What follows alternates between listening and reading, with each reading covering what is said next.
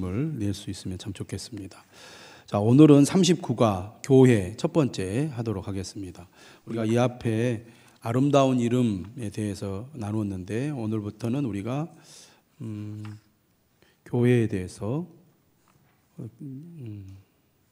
네 번에 걸쳐서 말씀을 나누겠습니다. 교회가 중요하죠. 신앙생활은 곧 교회 생활이라고 할 수 있습니다. 교회가 없는 신앙이란 사실은 있을 수가 없는 거죠. 그래서 교회를 소중하게 여기고 교회를 가까이 하고 교회를 내가 늘 찾고 즐거워해야 그 신앙이 건강하게 성장한다고 하겠습니다. 오늘은 교회와 나에 대해서 말씀을 나누겠습니다. 도입입니다. 교회를 헬라어로 에클레시아라고 한다. 에클레시아. 이 단어는 하나님이 특별하게 불러내셨다는 뜻이다. 불러내셨다, 불러내다 이런 뜻을 가지고 있다는 겁니다. 불러내다. 많은 사람들 가운데 하나님께서 사람들을 불러내서 하나님의 백성으로 삼으셨다는 얘기입니다. 그러니까 우리는 세상 가운데서 특별히 하나님의 선택을 받은 사람이고 하나님의 초대를 받은 사람이라고 하겠습니다. 교회가 무엇인지 모르면 교회 안에서 각 사람이 해야 할 일이나 자신이 교회에 있어야 할 의미를 찾을 수 없다. 모든 인류의 희망인 교회에 대해 바로 아는 것이야말로 신앙생활을 제대로 할 수 있는 시작이다. 교회와 나와의 관계에 대해 살펴보자. 교회가 없이는 믿음도 존재할 수 없고 교회가 없이는 복음도 사실은 보존이 될 수 없고 교회가 없이는 우리가 구원받을 수도 없습니다. 교회가 존재하니까 예수를 믿고 교회가 존재하니까 복음을 듣고 교회가 존재하니까 우리가 예수 믿고 구원을 받아서 신앙을 유지하거든요. 물론 내가 교회를 안 다녀도 예수 그리스도를 믿고 내 신앙을 지킬 수 있습니다. 그게 불가능한 것은 아닐지 모릅니다. 그런데 우리가 성경의 원리를 보면 하나님께서 교회를 세우셨거든요. 교회를 세우시고 교회를 통해서 복음을 전하고 교회를 통해서 성도들을 믿음의 삶으로 이끌어 주시거든요. 교회가 매우 중요하다는 겁니다. 그래서 예수님께서도 제자를 세우시고 어떤 말씀하셨냐면 내 교회를 세우겠다고 말씀하셨고 성령이 임하시고 제일 먼저 무엇이 세워집니까? 교회가 세워집니다. 교회를 중심으로 복음이 전해지고 교회를 통해서 성도들의 믿음이 사실은 유지가 되고 또 보호가 되는 거죠. 그래서 처음에는 예루살렘 교회가 세워지고 그 다음에 이제 이방인 지역으로 이렇게 이제 점점 복음이 확산이 되면서 이방 지역의 교회의 태동은 바로 안디옥 교회로부터 시작이 되죠. 그래서 안디옥 교회에서 두 명의 선교사를 파송하잖아요. 바울과 바나바를. 그래서 바울과 바나바가 복음을 전하는데 이제 바울을 중심으로 1차, 2차, 3차 전도 여행을 하지 않습니까? 그래서 각 도시와 지역을 방문하면서 제일 먼저 뭘 합니까? 교회를 세웁니다. 그래서 교회를 중심으로 사람들을 전도하고 그리고 거기에서 또 양육을 하고 그리고 직분자를 세워서 그 교회를 통하여 그 지역의 성도들이 계속 믿음을 지켜나갈 수 있도록 했던 것이 바울의 전도 사역입니다. 그래서 어느 정도 세워지면 또 다른 도시로 이동해서 거기에서 또 복음을 전하고 교회를 세우고 똑같이 그렇게 됩니다. 지금 우리 한국 교회가 어떻게 시작되었습니까? 선교사들이 와서 교회를 세우죠. 교회를 세워서 교회를 통해서 사람들을 전도합니다. 물론 전도해서 교회를 세우는 거죠. 근데 그냥 전도만 하고 교회가 없다. 그러면 신앙이 세워지지도 않고 보존되지도 않고 확산되지도 않아요. 교회가 절대적으로 중요합니다. 그걸 우리가 꼭 기억할 필요가 있습니다. 그러니까 신앙이 건강해지려면 교회를 우리가 귀하게 여겨야 됩니다. 교회를 우습게 여기거나 교회를 싫어하거나 교회를 존중하거나 존경하는 마음이 없으면 결코 그 신앙이 건강하게 세워지기가 어렵습니다. 교회를 가까이 해야 믿음이 자라고 견고해지지 교회를 배척하거나 비난하거나 비판적인 태도를 가지면 결코 그 신앙이 건강해지지 않습니다. 근데 교회는 항상 이런 암적인 존재들이 있죠. 교회를 부정하고 교회를 비판하고 교회를 분열시키고 교회를 우습게 여기고 교회를 존중하지 않고 예배 생활이나 교인들을 대하는 태도나 목회자를 대하는 태도를 보면 교회에 대한 어떤 마음을 가지고 있는가 금방 드러납니다. 여러분, 누가 어떤 공동체를 존중히 여기면 태도가 달라지죠. 목회자를 대하는 태도를 보면 그 사람의 신앙의 상태를 알 수가 있어요. 그래서 교회 생활이 얼마나 중요한지 모릅니다. 교회를 떠나는 순간 믿음은 점점 약해지고 사탄의 밥이 되기가 쉬운 거죠. 일시적으로 떠났다가 돌아올 수는 있지만 영영 교회를 떠나서는 믿음이 지켜지기가 어렵고, 교회가 사라지면 그 지역은, 그 나라는 교회가 없어져 버립니다. 교회가 사라져 버려요. 그게 역사가 보여주는 것이죠. 우리나라도 지금은 교회가 많이 왕성하지만 앞으로 세대가 바뀌어서 다음 세대가 되거나, 지금 21세기니까 만약에 2100년 이후에 교회가 만약에 다 없어져 버렸다, 그러면 그리스도인들은 다 사라져 버리는 겁니다. 이슬람이 들어가는 곳에 기독교가 다 사라지지 않습니까? 그렇게 왕성했던 터키, 소아시아, 바울이 정말 목숨을 걸고 복음을 전했던 지금 터키 땅은 어떻습니까? 기독교가 씨가 말랐어요. 선교사들이 지금도 순교를 당하고 복음을 자유롭게 전할 수 없는 그런 지역이 되고 말았습니다. 우리나라도 그렇게 되지 말라는 법이 없다, 그 말입니다. 그래서 교회가 중요한 거죠. 그래서 우리가 교회를 위해서 정말 생명을 거는 겁니다. 교회를 귀하게 여겨야 되겠죠. 자녀들이 학교나 공부하는 거나 뭐 좋은 직장에 취직하는 거나 멋진 삶을 사는 것에 대한 관심을 우리가 기울이면서도 우리 자녀들이 교회를 귀하게 여기는 것을 가르쳐 주지 않는다면 우리 자녀들이 이제 교회로부터 떠나가게 되고, 교회를 떠나는 순간 이제 하나님은 멀어지고 믿음에서 멀어지게 된다는 거 우리가 꼭 알아야 되겠습니다. 교회를 귀하게 여겨야 된다. 자, 로마서 1장 7절 한번 읽어보겠습니다. 시작. 로마에서 하나님의 사랑하심을 받고 성도로 부르심을 받은 모든 자에게 하나님 우리 아버지와 주 예수 그리스도로부터 은혜와 평강이 있기를 원하노라. 네, 자, 사도 바울이 로마에 있는 교회에 보낸 편지입니다. 항상 앞부분은 누구에게 이 편지를 썼는지 그 내용이 나오죠. 바울이 로마 교회에 편지를 썼다, 이런 얘기인데, 항상 앞부분은 인사말이 있습니다. 인사말. 그 인사말 가운데 하나가 방금 읽은 로마서 1장 7절인데요. 로마에 있는 교회를 어떻게 표현을 하고 있느냐면, 하나님의 사랑하심을 받고 성도라 부르심을 받은 모든 자라고 표현을 하고 있다는 말입니다. 다시 말하면 이 표현은 바로 교회를 가리키는 표현이라는 것이죠. 고린도전서 1장 2절을 보면 더 분명하게 나옵니다. 읽어보겠습니다.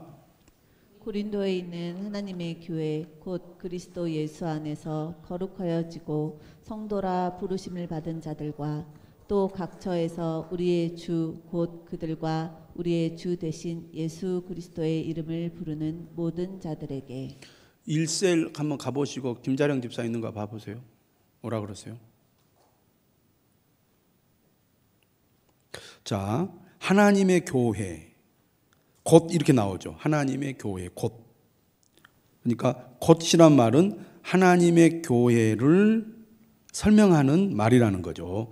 그리스도 예수 안에서 거룩하여지고 성도라 부르심을 받은 자들이 하나님의 교회라는 겁니다. 그걸 보면 교회의 개념, 교회의 정의가 무엇인지 알 수 있죠. 그 다음에도 나옵니다. 또 각처에서 우리 주 곧 그들과 우리 주 대신 예수 그리스도의 이름을 부르는 모든 자들. 그러니까 교회를 가리키는 대상이 무언가를 보면은 성도라 부르심을 받은 자들, 예수 그리스도의 이름을 부르는 모든 자들, 이렇게 표현을 하고 있는 것을 알 수가 있습니다. 이것은 뭘 얘기하느냐? 교회는 기본적으로 무엇을 가리키느냐 하면 예수 그리스도를 믿는 사람들을 가리킨다는 겁니다. 다시 말하면 교회는 사람들의 모임, 공동체가 교회라는 말이죠. 우리가 흔히 교회 하면 건물을 생각하거든요. 건물. 그런데 요즘은 그런 표현을 많이 안 쓰는데, 옛날 교회 건물들을 보면요, 교회 건물에 이렇게 이제 이름을 붙이는데 대부분 이렇게 붙어 있습니다. 무슨 교회 예배당, 이렇게 많이 그 이름을 붙여놔요. 그러니까 건물은 예배당이라는 거죠. 다 이렇게 말하면 교회당입니다. 교회가 모이는 장소라는 개념이죠. 근데 우리가 흔히 교회하면 건물을 많이 생각하고 그 장소를 많이 생각을 하죠. 왜냐하면 사람들이 함께 모여서 예배하고 교제하고 활동하는 공간이기 때문에 교회 그러면 일반적으로 장소의 개념으로 많이 이해를 하는데, 성경이 말하는 교회의 개념, 또 에클레시아라는 이 헬라어 단어의 개념은 사람들을 가리키는 개념이라는 것이죠. 그걸 우리가 분명히 알아야 된다는 겁니다. 그래서 교인을 여기서 보면 어떻게 불렀냐면 성도들이라고 불렀죠. 거룩한 존재다.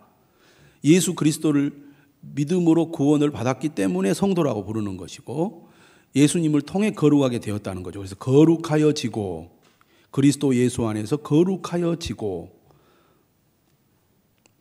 우리는 결코 거룩한 자가 아닌데 예수님 때문에 거룩한 자가 되었고 성도라고 부르심을 받은 자들이 되었다는 얘기입니다. 그러므로 성도는 누구냐? 교회에 속한 전체 구성원을 가리키고, 이 교회에 속한 전체 구성원들의 모임이 바로 교회라는 얘기입니다. 그래서 교회는 성도들의 모임이다. 이걸 여러분들이 이해하시면 되겠습니다. 2번 마태복음 16장 16절 17절 한번 읽어보겠습니다. 시작. 시몬 베드로가 대답하여 이르되 주는 그리스도시요 살아계신 하나님의 아들이시니이다. 예수께서 대답하여 이르시되 바요나 시몬아 내가 복이 있도다. 이를 내게 알게 하니는 혈육이 아니요 하늘에 계신 내 아버지시니라. 네, 시몬 베드로가 이제 그 가이사랴 빌립보에서 예수님과 함께 어디를 향하여 가고 있습니까? 이제 예루살렘을 향하여 가고 있을 때 예수님께서 질문하신 거죠. 너희는 나를 누구라 하느냐? 이렇게 질문했을 때 베드로가 대답을 한 내용입니다. 주는 그리스도시요 살아계신 하나님의 아들이십니다. 이것을 가리켜서 우리가 베드로의 신앙 고백이라고 말하고, 그리스도인들의 신앙 고백, 베드로가 제자들을 대표해서 그리고 모든 그리스도인들을 대표해서 예수님께 신앙 고백한 내용이라고 말합니다. 그래서 예수님께서 뭐라고 얘기했냐면 바요나, 요한의 아들이란 말입니다. 바요나 시몬아 내가 복이 있도다. 이를 내게 알게 하니는 혈육이 아니요 하늘에 계신 내 아버지시니라. 신앙 고백은 사실은 하나님께서 알게 하신 거라는 거죠. 오늘 우리가 예수 그리스도를 믿는 것은 성령께서 우리로 하여금 예수 그리스도를 믿게 하시는 거잖아요. 은혜를 주시고 깨닫게 하시니까 믿음을 갖게 되는 겁니다. 그런데 중요한 것은 이 교회가 어떤 고백에 세워졌느냐? 주는 그리스도시요 살아계신 하나님의 아들이십니다라는 바른 신앙 고백 위에 세워진 것이라는 거죠. 그래서 교회는 이 바른 신앙 고백이 중요합니다. 바른 신앙 고백. 그런데 질문이 그거잖아요. 성도들이 어떤 고백을 해야 한다고 나오는가라고 할 때 그리스도시요라는 말의 가장 기본적인 개념은 바로 구원자라는 말입니다. 구원자. 그리스도의 직접적인 의미는 기름 부음을 받은 자죠. 하나님께서 세상을 구원하기 위하여 특별히 기름을 부어 보낸 메시아, 구원자가 바로 그리스도입니다. 예수 그리스도는 우리를 구원하기 위해서 이 땅에 오신 분이죠. 살아계신 하나님의 아들이라는 말은 예수 그리스도께서 신성을 가진 존재라는 의미입니다.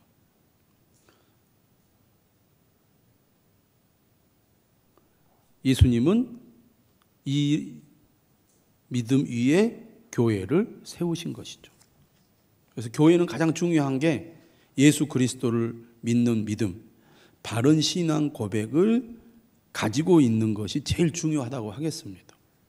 교회가 아무리 모인다고 할지라도 바른 신앙 고백 위에 세워져 있다면 그것은 교회라고 할 수가 없죠. 우리는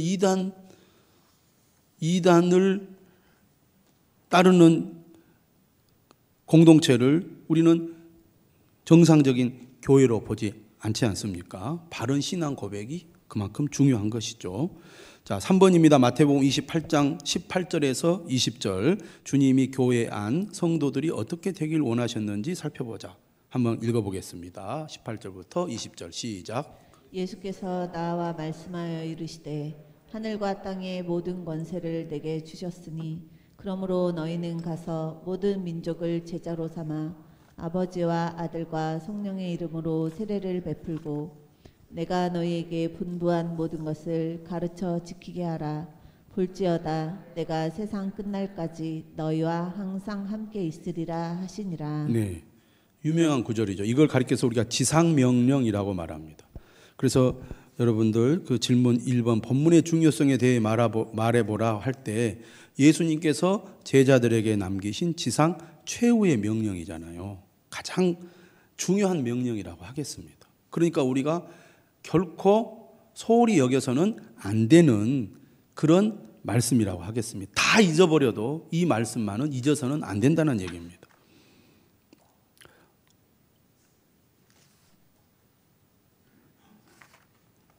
거기 보시면 예수님이 이렇게 말씀하셨어요. 하늘과 땅의 모든 권세를 내게 주셨으니. 누가 주셨다는 말입니까? 하나님께서 주셨다는 것이죠. 그러니까 하나님께서 주신 권세를 가지고 예수님께서 제자들에게 명령한, 반드시 따라야 할 예수님의 명령입니다. 그래서 우리는 이걸 지상명령, 최고의 명령이다 이렇게 부르는 것이죠. 반드시 기억하고 반드시 따라야 할 예수님의 말씀입니다. 자, 그러면 2번을 보시면 모든 민족을 제자로 삼아라는 말씀의 의미는 무엇입니까? 다시 말하면 우리가 복음을 전해야 되는데 우리가 전해야 될 복음의 대상은 모든 민족이라는 겁니다. 그러니까 그리스도인들은 나 한 사람, 우리 가족, 우리가 사는 지역을 넘어서 세계 곳곳으로 복음을 전해야 할 사명을 갖고 있다는 겁니다. 여러분, 사람은 대부분 한 지역에서 삽니다. 평생을. 그렇죠? 한 나라.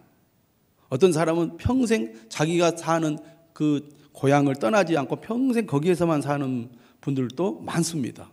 물론 이제 활동 영역이 많은 사람들은 뭐 전국을 이렇게 다니면서 사는 분들도 있겠지만 대부분의 사람들은 좁은 지역 안에 살잖아요. 잠깐 여행 가는 거 외에는. 그렇지 않습니까? 그런데 그리스도인들은 한 지역에 살지만 어떤 마음을 품고 삽니까? 전 세계를 마음에 품고 사는 거예요. 그 사람의 뭐라 그럴까요? 그릇이라 그럴까요? 삶의 그릇은 어느 지역을 돌아다니면서 막 활동을 하느냐만 그 사람의 삶의 어떻든 폭이나 그릇이 크다고 볼 수 없고 어떤 마음을 품고 살아가느냐, 그게 매우 중요하다고 봅니다. 그리스도인들은 전 세계를 마음에 품고 전 세계를 대상으로 기도하면서 또 일을 하면서 살아가는 사람들이 그리스도인이죠. 그러니까 우리가 그런 것 같아요. 성경을 통해서도 또 신앙생활하면서 느끼는 건데 내 삶의 그 관심의 폭이 적을수록 훨씬 삶이 갈등이 많고 힘든데 삶의 폭이 크면 사소한 일에 더 괴로워하거나 속상해하거나 또 슬프거나 기분 나쁘거나 그런 일이 줄어들더라는 거죠. 그러니까 늘 내가 사는 내 삶의 그 반경 안에서만 아웅다웅하면 늘 삶이 피곤하잖아요. 그런데 그리스도인들은 전 세계를 품고 사니까 작은 일에는 별로 이렇게 덜 괴로워요. 뭐 그럴 수도 있지. 뭐 그게 정말 꼭 중요한 건 아니잖아. 이런 생각을 하게 되잖아요. 그러니까 우리가 땅에서 보면은 별것이 다 보이지만 비행기 타고 여러분 밑에 보면은 잘 안 보이잖아요. 넓게 보면서 멋지게 보이는 거지. 그러니까 그리스도인들은 그런 시각을 가지고 살아가는 사람이다. 그래서 저는 여러분들이 좀 더 인생을 폭넓게 더 큰 삶을 살아가기를 원한다면 예수님의 말씀대로 모든 민족을 제자로 삼으라는 말씀을 꼭 붙드시면 좋겠고요. 우리가 직접 선교사로 나가지 않아도 우리가 전 민족을 대상으로 기도하고 매일 성경에 보면 전 세계를 향한 기도의 제목이 있거든요. 기도하고 또 우리가 직접적으로 또 선교를 후원하는 방식으로 우리가 전 세계를 전 민족을 제자로 삼는 사역에 참여할 수가 있습니다. 삶의 의미를 느끼지 못한다면 지금 내 현재의 삶이 너무 지루하고 무의미하다고 느낀다면 오늘 마태복음 28장 예수님의 말씀을 여러분들이 붙드시면 좋겠습니다. 그 다음에 내가 너희에게 분부한 모든 것을 가르쳐 지키게 하라는 말씀이 주는 교훈을 말해보라. 자, 교회가 하는 중요한 사역은 아까 뭐라고 그랬습니까? 복음을 전하는 일이라고 그랬죠. 또 구체적으로 얘기하면 가르치는 일입니다. 교회에서 가장 중요한 사역 중에 하나가 바로 가르치는 일이죠. 내가 너희에게 분부한 모든 것을 가르쳐 지키게 하라. 가르치는 목적은 바로 지키게 하기 위해서죠. 지키게 하기 위해서. 그래서 복음을 전한다는 것은 다르게 말하면 가르친다는 얘기입니다. 가르친다는, 알게 한다는 것이죠. 깨우친다는 것입니다. 그래서 우리가 믿지 않는 사람들에게 복음을 잘 설명하는 것, 그것을 내가 삶에서 느끼고 경험한 것들을 잘 설명하는 것, 그래서 상대방의 마음을 움직일 수 있도록 노력하는 것, 이것이 다 가르치는 것에 들어간다고 할 수 있겠고, 또 교회에 나왔어요. 어떻게 해서든지 데리고 왔습니다. 그런데 그 사람이 뿌리를 내려서 신앙생활을 잘해야 되는데 그렇게 못하는 경우들이 많거든요. 왜 그렇습니까? 잘 가르치지 못해서, 하나님의 말씀을 알도록 잘 돕지 못해서 그렇게 되는 거거든요. 그래서 교회는 항상 가르치는 사역이 필요합니다. 가르치는 사역이. 말씀을 듣고 그 말씀의 의미가 무엇인지를 깨닫고 그것을 잘 삶에 적용하여 실천할 때 변화가 일어나고 신앙도 성장하고 그러게 되는 겁니다. 그래서 교회는 늘 가르치는 사역을 해야 되니까 항상 가르치는 사람들이 있어야 하고 배우는 사람이 있어야 되겠죠. 배우는 일에 우리가 게을러서는 안 됩니다. 좋은 일꾼, 좋은 사역자, 좋은 믿음의 사람이 되기를 원한다면 배우는 일에 적극적이어야 됩니다. 그런데 가르치는 목적은 지키게 하는 데 있잖아요. 그러니까 내가 이론적으로 잘 알고 있다 할지라도 잘 알고 있는 것처럼 느껴지는 것이지, 내가 지키지 않는다는 것은 제대로 모른다는 얘기고 말씀이 제대로 내 마음에 뿌리를 못 내렸다는 얘기거든요. 그래서 내가 믿음이 성장하여 하나님의 말씀대로 사는 삶이 없다면, 말씀의 능력이 내 삶에 나타나지 않는다면 배우는 일에 여러분들이 적극적으로 참여를 해야 됩니다. 4번, 세상 끝날까지 너희와 항상 함께 있으리라는 말씀을 보고 느낀 점을 말해보라. 세상 끝날까지 너희와 항상 함께 있겠다는 말씀은 주님의 강한 의지를 보여주는 말씀입니다. 재림 때까지 함께 하겠다는 거죠. 강력한 약속이고 주님의 지상 명령이 이루어지기까지 주님이 결코 한눈 팔지 않겠다는 겁니다. 반드시 그 일이 이루어지도록 주님이 함께 하겠다는 얘기죠. 5번입니다. 건강한 교회는 주님의 제자가 많아야 한다. 우리가 지난번에도 아름다운 이름에서 제자에 대해서 말씀했잖아요. 우리는 제자로 부름을 받았고 또 다른 사람을 제자 삼는 일을 하도록 부름을 받았습니다. 먼저 내가 제자가 되어야 되겠고 다른 사람들을 제자로 삼는 일에 우리가 관심과 열정을 쏟아야 되겠습니다. 주님의 제자가 되기 위해 어떤 노력을 하고 있는가? 먼저 우리가 자신이 말씀과 기도의 삶, 예배의 삶에 적극적으로 참여해야 되겠고, 그리고 주님이 명령하신 이 지상 명령을 수행하는데 우리가 노력을 해야 되겠습니다. 전도하는 일에 동참하시고, 우리가 전도 대상자를 작정하여 냅시다 그러면 여러분들이 순종하셔야 됩니다. 그리고 여러분 주변에서 믿지 않는 사람들 전도하는 일에 실제로 여러분들이 노력을 해야 되겠고, 또 우리가 사람을 교회로 우리가 데리고 왔다면 그 사람이 신앙이 자라도록 여러분들이 돕고 섬기는 일에 세심한 관심을 기울여야 되겠습니다. 자, 마지막으로 4번 에베소서 4장 13절에서 15절 읽어보겠습니다. 시작. 우리가 다 하나님의 아들을 믿는 것과 아는 일에 하나가 되어 온전한 사람을 이루어 그리스도의 장성한 분량이 충만한 데까지 이르리니, 이는 우리가 이제부터 어린아이가 되지 아니하여 사람의 속임수와 간사한 유혹에 빠져 온갖 교훈의 풍조에 밀려 요동하지 않게 하려 함이라. 오직 사랑 안에서 참된 것을 하여 범사에 그에게까지 자랄지라. 그는 머리니 곧 그리스도라. 아멘. 왜 화면에 안 나와요? 영상에는 안 나오는데.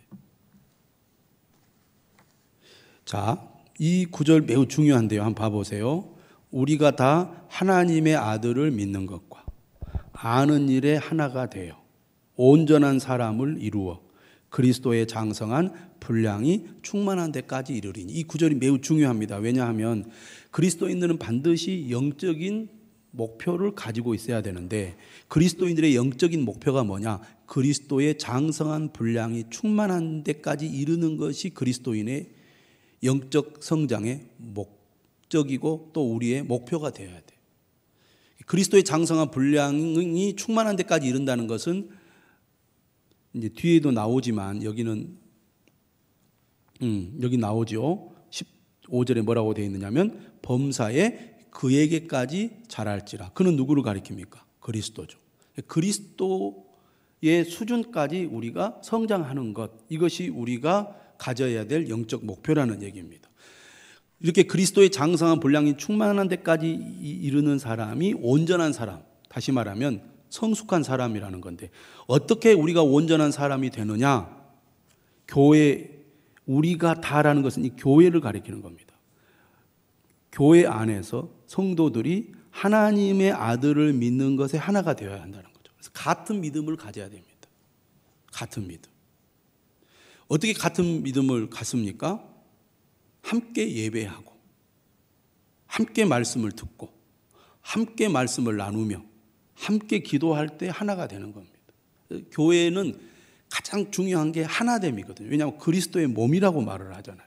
그래서 우리가 예수님께서도 요한복음에서 기도할 때 하나가 되게 해달라는 기도를 하셨잖아요. 그리고 우리가 서신서에서도 이 하나됨에 대한 말씀을 많이 합니다.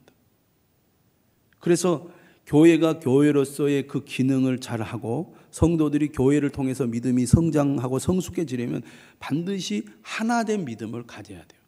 하나님의 아들을 믿는. 그러니까 말씀을 듣고 예배에 참여하는 것에 적극적이어야 됩니다. 여러분, 마귀는 분열의 영입니다. 어떻게 해서든 이 성도들을 분열시켜요. 하나 되지 못하게 합니다. 함께 예배하고 함께 기도하고 함께 말씀을 나누는 영적인 공동체가 될 때 성도들이 하나가 될 수 있거든요. 이 사람 저 사람 다 따르게 말하면 안 됩니다. 물론 교회마다 성격이 있고 교회마다 어떤 특별한 사명이 있을 수 있어요.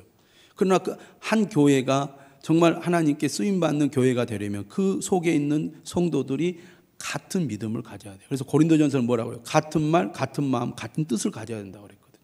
그렇지 않으면 교회는 분열됩니다. 근데 마귀는 항상 분열의 영으로서 교회를 분열시키려고 해요. 그래서 특별히 직분자들 그걸 조심해야 됩니다. 그래서 이 악한 마귀가 역사하면 뒤에서 늘 분열하는 분열의 말, 분열의 얘기, 분열의 분위기를 막 만들거든요. 그걸 조심해야 돼요. 그래서 하나님의 아들을 믿는 것에 하나가 돼야 됩니다. 두 번째는 뭐냐? 아는 것에 하나가 돼야 돼요. 이건 우리가 같이 말씀을 배우고 말씀을 훈련하는 것을 통해서 하나가 되는 겁니다. 그래서 성숙한 교인은 어떻습니까? 교회를 나오면 이 교회가 어떤 교회인지를 잘 알고 그 교회에 잘 발 맞춰서 내가 하나 되기 위해서 힘쓰는 사람이 성숙한 교인이에요. 그런데 의외로 성경 지식도 많고 신앙생활 경험도 많고 교회생활 경험도 많은 사람이 하나가 못 되는 사람도 어떻습니까? 내 생각이 강하고 내 생각만이 옳다는 그 생각에 사로잡혀서 교회와 하나 되는 것을 거부해요. 그래서 나와 다르면 이렇게 뭐라 그럴까? 배타적인, 부정적인 그런 태도를 보이고 거부 반응을 보입니다. 교회가 하나 되는데 도움이 안 되고 본인의 신앙도 건강하게 성장하는데 방해가 돼요.